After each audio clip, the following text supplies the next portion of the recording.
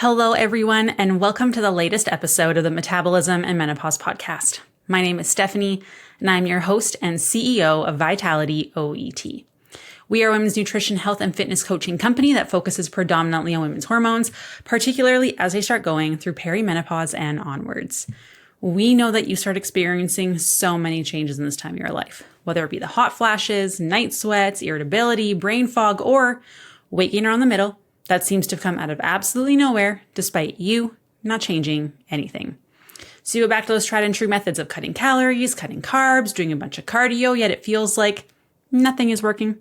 Like you are putting in all this effort and you are just moving backwards. But we know now that your body is inherently different now that you've gone through these hormonal changes.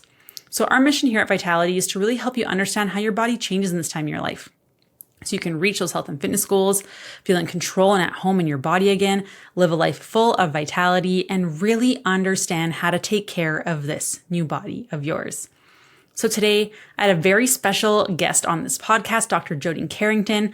I am obsessed with her book, Feeling Seen. I picked it up off of a airport bookstore, and I actually read it cover to cover on one flight. It was incredible. She is also a Canadian psychologist and 3-time bestseller author.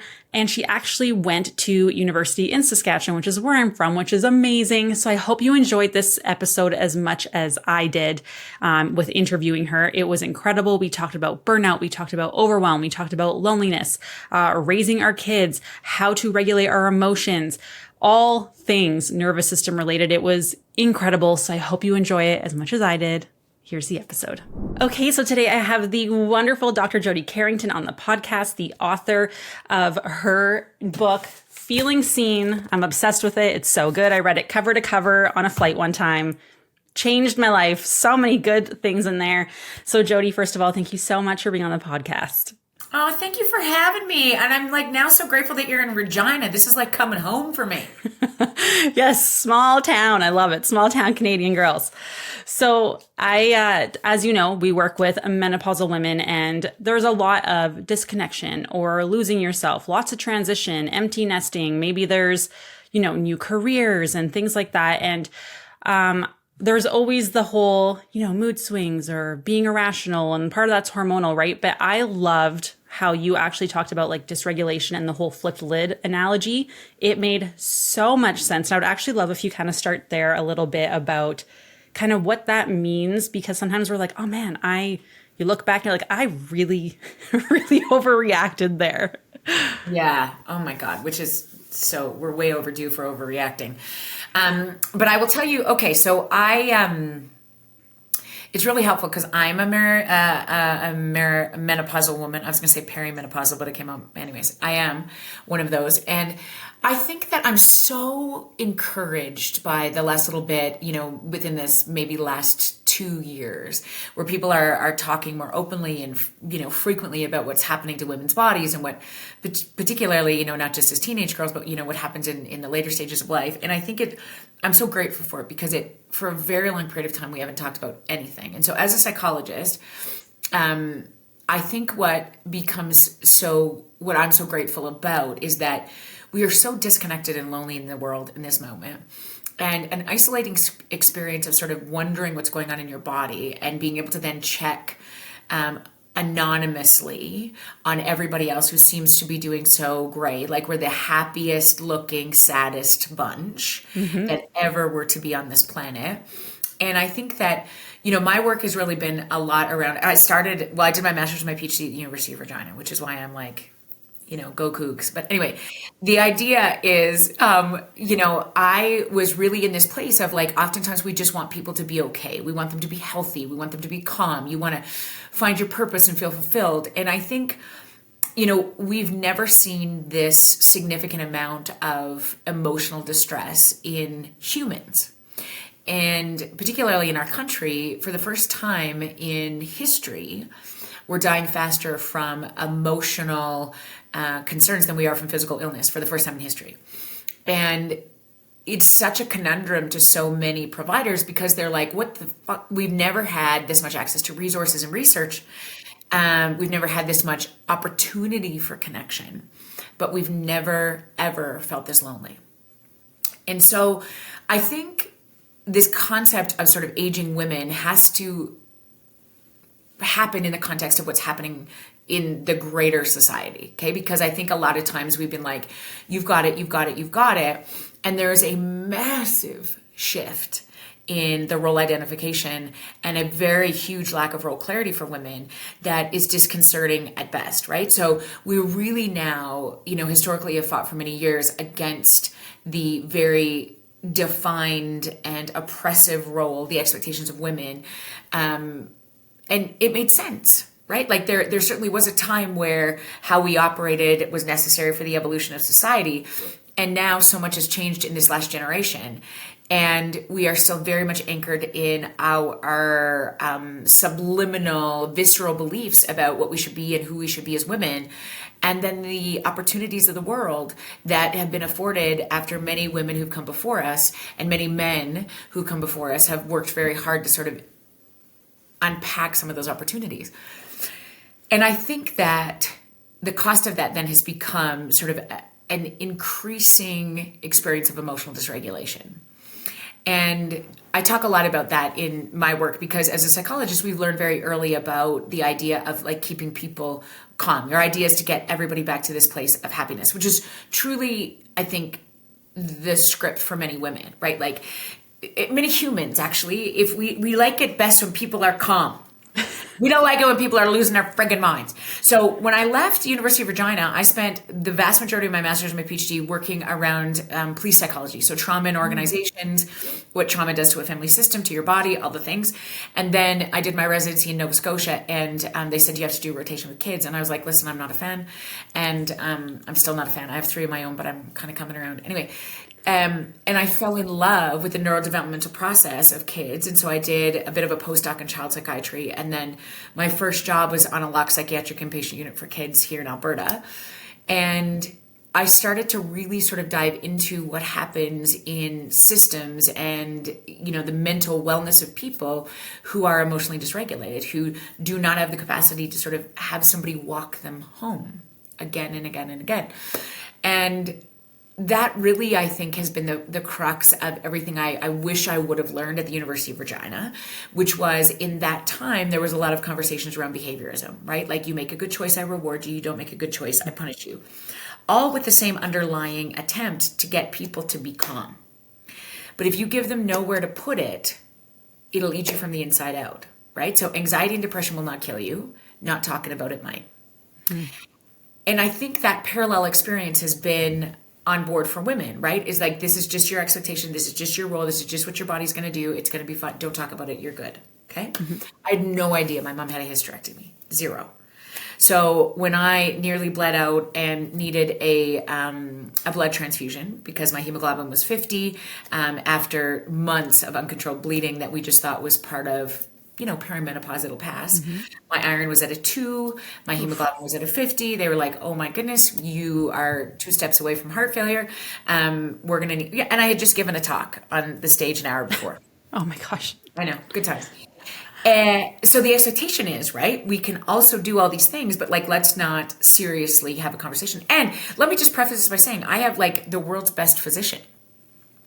This isn't for lack of like, connecting to the healthcare system and having deep conversations and what are we doing to care for our bodies. And like, I'm very clear about all those things, right? So even in this very privileged position, we are finding ourselves assuming that you got it, hustle harder, prove to the world that women can do everything. You are good. You're good. You're good. You're good.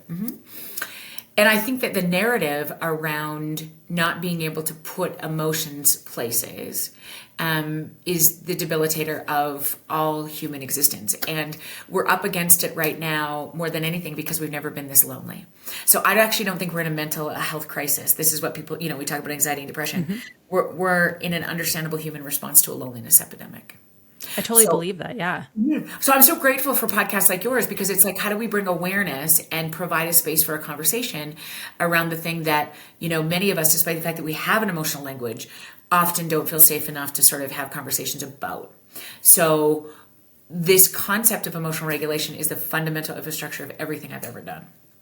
And so how do you go, because like when I talk to women about like all of these things and like, okay, because I've gone through my own things of like, losing my mom and things like that. And I tried so many different types of therapies and so many different types of different ways to like make myself feel better. Like I did the Reiki, I did the body, like I did like anything you can imagine. I was like, just fix me. And that's such a big thing. It's like, here's my problem, fix me. Here's my problem, fix me. And it's like, okay, well, you feel this way because of this. And they're like, okay, that makes sense.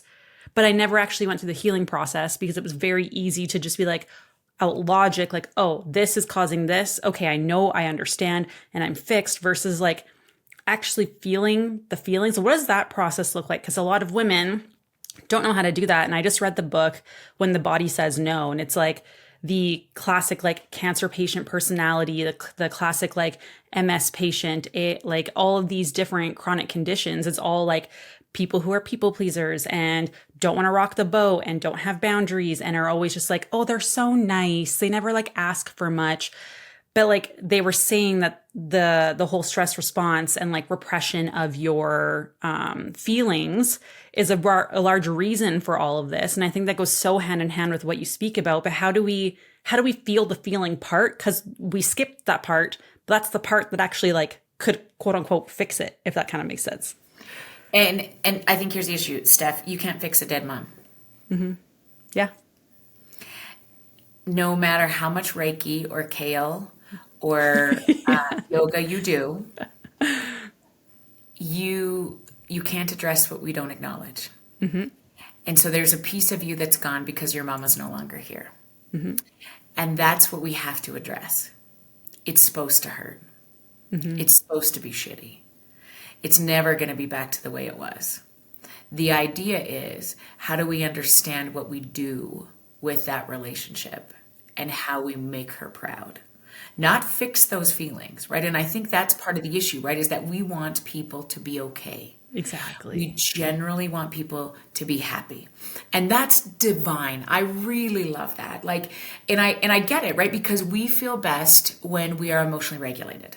Okay, we feel best when we're not grieving, when we're not overwhelmed by emotion, when our own children are fine, when our intimate relationships are healthy. Like that is the desire, mostly because our nervous system is calmest when we are safe. The problem with this life is that at every turn, there is 170 other emotions outside of happy that if you're not prepared for or interested in feeling, they'll make you feel them their own damn selves. Okay? So we can't, this is my favorite quote of all time. Okay, you ready? Ram Dass said this. He's a dead guy. And he is a philosopher. And when I read this, it's changed my life as a daughter, as a wife, as a clinician, as a volunteer hockey coach, like everything.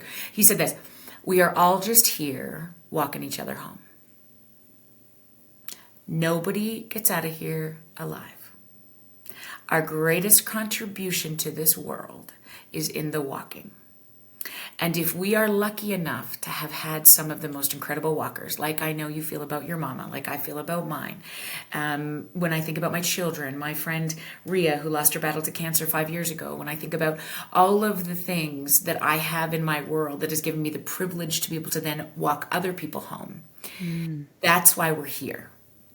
And so I need to feel the sadness of watching my dad slip away from dementia. I need to feel the sadness of knowing that I'm not going to be everything I hoped I could be to my children. I'm fucking it up as a mom, generally speaking, most days. I mean, I say this all the time. I wrote a best-selling book for parents called Kids These Days, and it's amazing. Like, every time I read it, I'm like, holy shit, that's good. And then if you watch me with my own personal children, you wouldn't buy the book. Because this isn't a function of not knowing what we should do or not knowing what we should feel. It's feeling it. Mm-hmm. That becomes the issue, right? Because it doesn't feel good in our bodies. And so we assume that like, okay, no, like, let's get over it. Let's fix it. Let's get better. And part of the deal is I wish, when parents say this to me all the time, like, I just want people to be happy, or women in my middle-aged women who are just like, I just want to be happy. I just want some purpose. Okay. Did you know that nobody's happy all the time? Like, did you know that? Like, that's dumb. We now have never been so inundated with data to suggest that everybody's happy, right? Which is not true.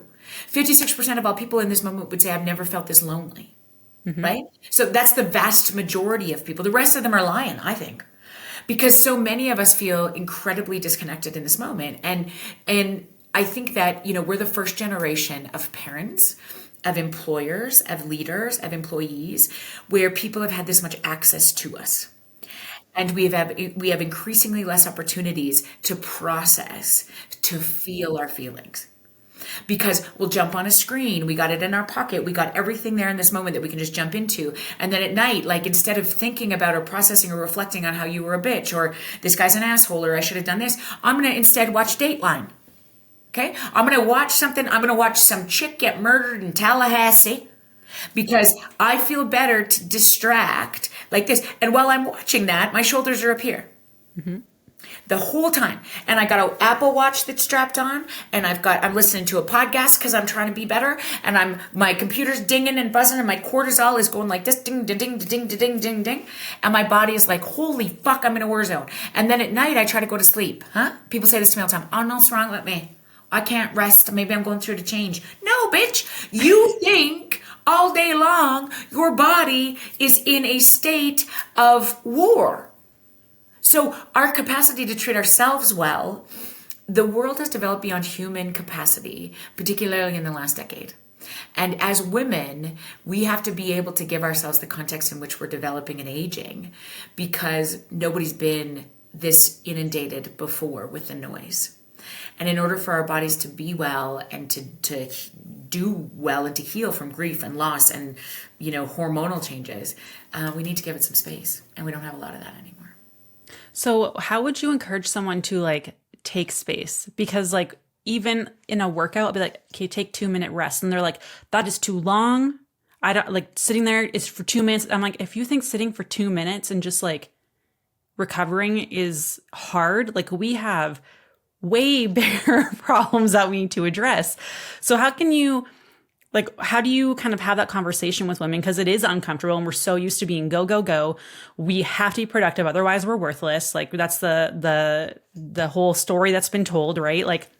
How do you encourage women to slow down? Because it is so uncomfortable to not. And a lot of women are like, if I slow down, I'm afraid I won't be able to get going again. Mm-hmm, mm-hmm. Yeah, so there's no way around it. Got to go through it. And I think that that's the hard truth. And I often talk about this. So in this human race, there's 2 rules. And whoever created us, it doesn't matter to me what you believe in, Jesus or Buddha or Yahweh or the great, creator or the Big Bang. However we got here as humans, our DNA is 99.93% the same. Okay, race is a social construct. So we all arrived here with the same 2 rules in our bodies. Number 1, we were made to be neurobiologically wired for connection. Okay, you disconnect from an infant, they die. We will not automate relationship for the vast foreseeable future, despite the fact that many people will try. Okay, you will not.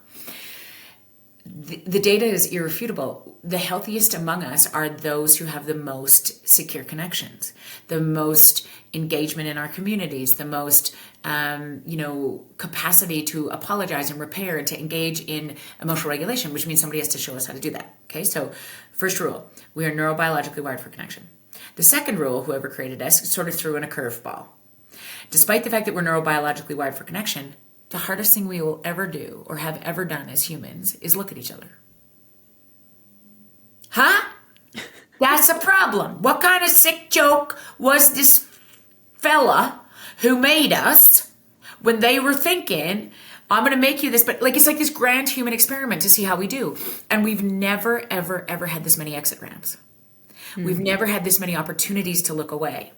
We've never been so inundated with a conversation in our bones that is the hustle culture will get you farther. And the only way we stay regulated is we engage with each other. We've never had so many opportunities to look away. We carry a phone in our pocket, the vast majority of us, that allows us to disconnect from each other because the hardest thing we will do is look at each other. You think about the square footage of the house that your grandfather was raised in and the square footage of the house in which we raise our babies, right? This is just one generation. The introduction of the smartphone happened in 2006. Introduction of the forward-facing camera is 2009. The capacity to disconnect in our lifetime is something that is unprecedented. We don't have a script for this. People have never had this much access to us as humans. Okay? So even if I think about my father, this is the data I just really love. It is estimated that our great-grandparents looked at their children 72% more of the time than we look at our babies today. Oh my gosh. 72. I hate that Why statistic. is it important? Because the only way you learn how to regulate emotion and that you're important is somebody has to show you. They can't tell you. Okay? So if we have stopped that, like less friendships, less access to grandparents, you think about, I mean, I don't know what happened in Saskatchewan, but I'll tell you in small town Alberta, every weekend there was a desire for companionship with my parents' friends because you were isolated a lot. You would go to work, you would come home, but you really wanted to know. You didn't know what's going on with everybody else. So we had to get together. We had to play cards. We had to get drunk and drive home on the back roads. I'm not suggesting that was a great practice, but the idea was like we would do anything to spend time together. And now we would do anything to not have to interact with humans, because in just one generation, beyond human capacity, we've evolved to a place where many of us charge our phone by our beds. There is nothing in there that will lower your cortisol. Not one single little piece of magic in here. That Zuckerberg and the Meta folks were brilliant, so brilliant. They actually had no idea, right? How amazing this was going to become, because it's curated specifically for you. This isn't just sort of a device in which you can get media information. There's nothing social about this. This is curated from a big advertisement. The last estimate as of this morning, because I looked this up for a talk I did for physicians today, between Uber, Amazon, Meta, those three, they carry a $4.8 trillion market share. Ooh. There is a massive investment to keep us here. We are fighting against it. Huh? So they're going to do everything they can to keep us engaged in their advertisers and their supporters, which makes sense to me from a business perspective. I'm super jacked about that. Like, good job. That was brilliant. But mine is curated specifically to me. Yours is curated specifically to you. My personal husband, who's a feedlot nutritionist, he feeds cows for a living. His phone is curated specifically for him. So there's bull sales, there's bovine nutrition, there's golf clubs, most of which I could give a shit about. You look at mine, it's perimenopausal nutrition. What can you still make the PWHL at 49? All of these things that are there. Like, so he wouldn't scroll for more than 20 seconds because it's not designed to keep him there. But now, before we even get up in the morning, we're checking our phone. And we want to get ahead of the game. This is the thing. My husband will say to me, or anybody will say, I'm checking the news. I just want to get my email out of the way so that, I could be more present during the day. Bullshit. You're in your email and there's nothing good that's going to lower your cortisol, because you're like, oh, for fuck's sake. And like, this one's doing this. The Team Snap moms are already losing their shit. And like, all these things are happening. Yeah. And so before we even pee, our shoulders are up like this. And then, we just want to jump in our socials real quick. So like, if you're old, you start in Facebook. If you're medium, you go to Instagram. And if you're like hipper, you're into TikTok. And also nothing in there is going to lower your cortisol. You're like, that bitch is already working out. God damn. We need family pictures, And so then before you even interact with your family, my children will then, be out in the kitchen. I'll be like, hey, what's going on this morning? They'll be like, Mom, what's for breakfast? And I'm like, I don't know. And then we strap on an Apple Watch, and then we sit in front of a computer where there's constant cortisol hits. Mm-hmm. We're not designed for this. Our moms would come home from the office, would come home from work at 5 o'clock or 6 o'clock, and nobody could get them. Nobody. I remember we had a rule that we would not answer the house phone during dinner time.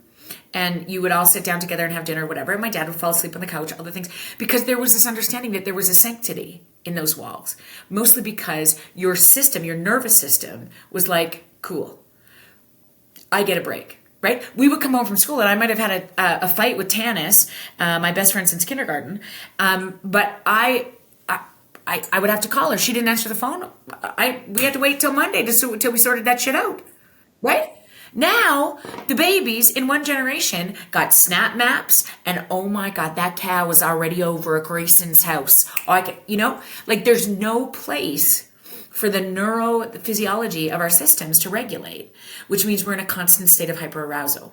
And that affects significantly our ability to communicate with each other, to want to engage in relationship, and then also to regulate the system, which when hormones start to go, the increase in weight gain, the lack of motivation to move our bodies, all of those things are expedited by the inundation of so much data.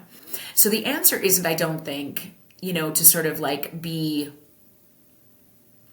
this isn't a problem that the world is going to solve. It comes down to you and me, right? Doing the next best right kind of thing for our own bodies. And we are the only ones who have control over that. So now that we've had this conversation, I mean, you won't be able to unsee this because most of the day, your shoulders are like this. I promise you. Like every time, if you were to think about dropping your shoulders, that's the only thing I want you to think about between now and June. And put, a sticky note on your computer that says shoulders. Put a sticky note on your bathroom mirror in your car that says shoulders. Every time you see it, drop them. Get your body back in a state of neurophysiological safety if you feel safe in your environment.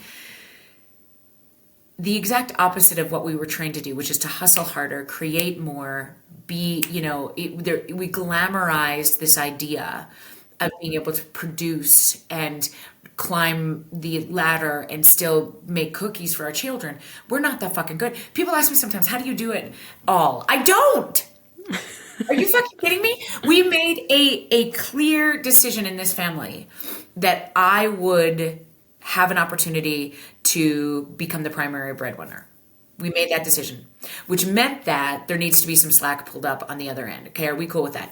Massive issue in my husband's relationship and mine, certainly a conversation with our mothers, because the expectation is, is Aaron caring for you? Like when I was saying to, Aaron would say things to me like this, and he and I have talked about this, but he's like, when we think about decisions in our company, and I was like, whoa, pump the brakes. Whose company? No, this is mine. Well, we're doing this together. Bullshit. If there's not me, there's nothing here. Now, do I love you? And are we working towards what this is going to like for our family system? But this isn't yours. This is mine. Just like you're working for a feedlot nutritionist, I'm not like, how are we doing when we head to the feedlot? Fuck that. I'm not a fan of cows. It's so funny because my husband also loves cows. Saskatchewan boys. I mean, like the idea is, it's a narrative that as we switch will become so difficult to do because I married a remarkable human, but he's first generation agriculture steeped in, might is right kind of conversations. And our biggest effort in our marriage is to try to navigate. I mean, he knew what he was getting. I like to tell him this when you married me. Okay. Like you decided that you were going to marry a doctor who was going to change the world. So now that I am, you don't get to fucking be like, oh, I'm here to, no, You're equally as competent. And I love you for all of these things. So that's you. That's me. This is us. Oh, that's good. Yeah. We're the same. Like I'm the primary breadwinner and like he still works, but like he does 99.9% of the cooking, cleaning. I'm not allowed to touch the dishwasher anymore because I'm a disaster when I load it apparently, which is fine by me. But like it is. And we actually had a conversation the other day about how I've been trying to find other women who are also moms, because we have a almost 6-month-old now. Congratulations. Thank you. Who also are like the primary breadwinner entrepreneur. And it's very hard because I actually don't know any. I was like, until like literally talking to you is like the first, because most people they're have their career, but the primary breadwinner is their husband or their partner. Right. And so for me, it's been a little bit challenging to almost connect and have the conversations because there is differences. Like, yes, you're a hardworking mom and yes, you have your kids too, but the pressure is a little bit different of like being the primary breadwinner or, and like navigating raising your kids and then also wanting to like, I dive into my faith and then we also go to church and we have like our family and then our friends. And it's been really challenging. And it was something we talked about even before getting pregnant, that like career was big for me. I was like, I don't want to actually take any time off because I love my career. And that's where reading your book was very helpful for me too, because it was like, as I was like growing in my career and speaking at more events and stuff, like I felt seen, but like not at the same time. Like I had an easier time telling like vulnerable stories to like crowds of people. But then like in a group of like 5 people, like I would wait to be like asked or invited because it was like, I didn't want them to think that I was like bragging or better than or something, right? So Yeah. it's just so interesting to hear you like say that. Yeah, it's really about, I think that this is a massive struggle for us. I think in trying to understand what the previous role expectations have been for women and how so many of those things can and will be sacred. Like we have not changed the capacity for women to, for men to have children. So there is a role that so much of this, can't be changed. However, the expectations around that, the greatest oppressors of women tend to be other women. And not because we want to hurt each other necessarily, but the ideals that are so deep in our bones don't allow us to wonder if it's possible for children, for family systems to be healthy and connected and do things the way they haven't always been done. And one of my favorite humans is Grace Murray Hopper. She was one of the first female admirals in the U.S. Navy, and she said, one of the most dangerous phrases in the human language is, "It's always been done this way." And I think there's lots of things that we get to sort of take in our bones from our ancestors or the people who come before us with respect to, wisdom and learning. But certainly we are playing by a set of rules that was established for a world that no longer exists.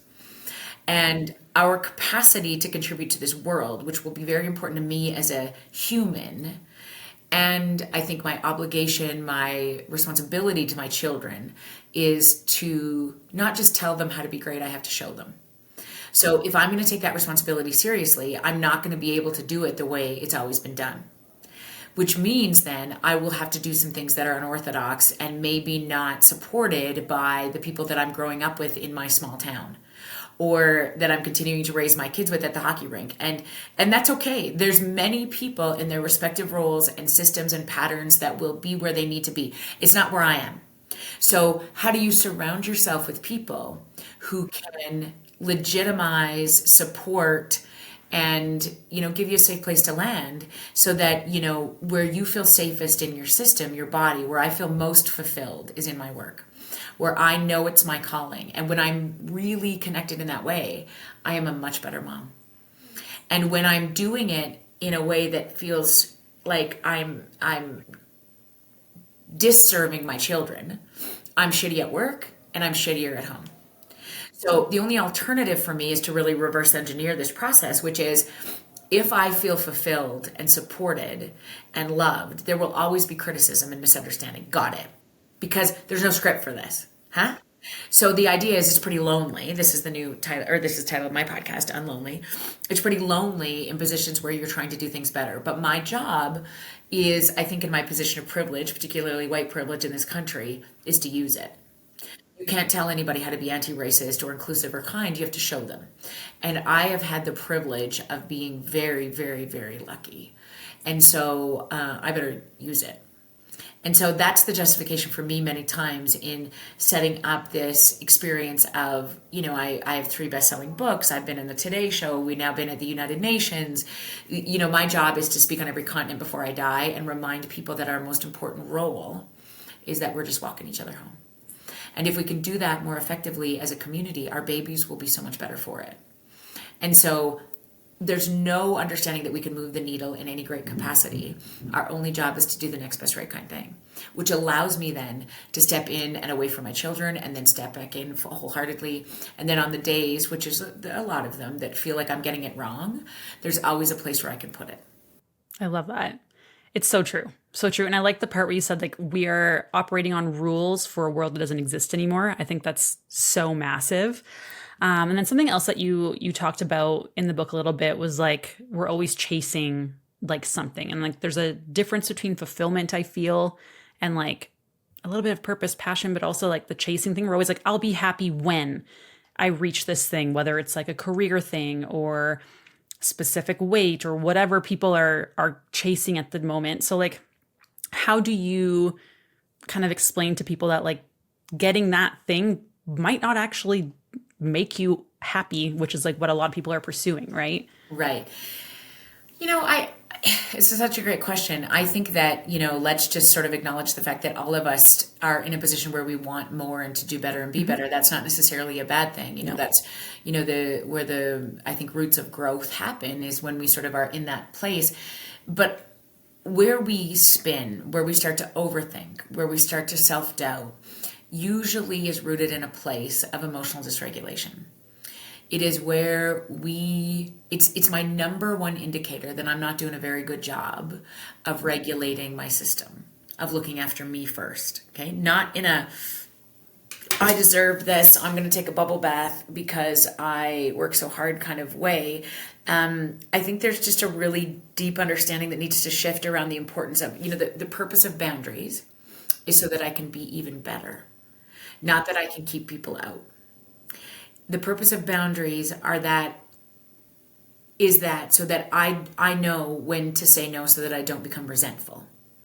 If I can say yes with a whole heart and serve this community and my children and my family, they feel it very differently than when I'm reluctantly, because I'm like kind of forging my boundaries, then they know it, and so do I. So it's really, I think, this concept of sort of understanding about how do we then practice this place of emotional regulation ourselves. So when I start to become resentful or like, oh my God, this is so hard, nobody gets it.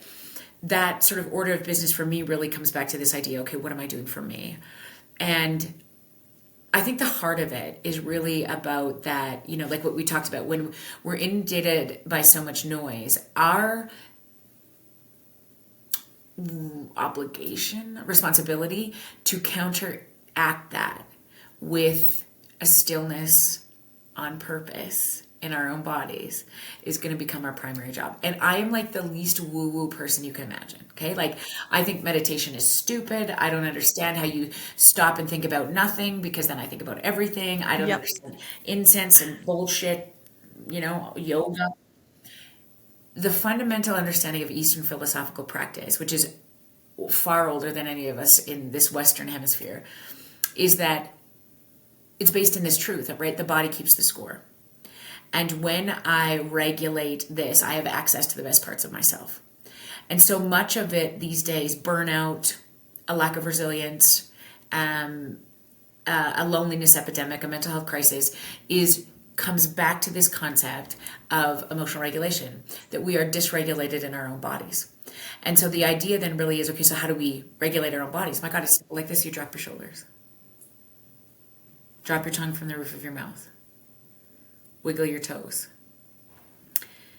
No governmental policy is going to get us there. No great understanding of an inauguration leader is going to get us there.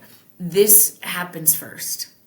And it's going to take such a concerted effort to be able to focus here, not in a spin way, but in a regulated way, because we've been taught otherwise. Hustle harder, go faster. What can you produce?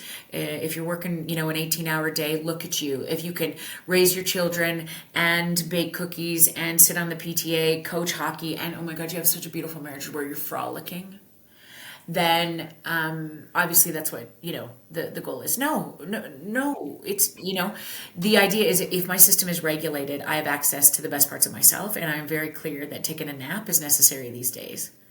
Because, I think about this even for humans, period. I mean, we're one generation away from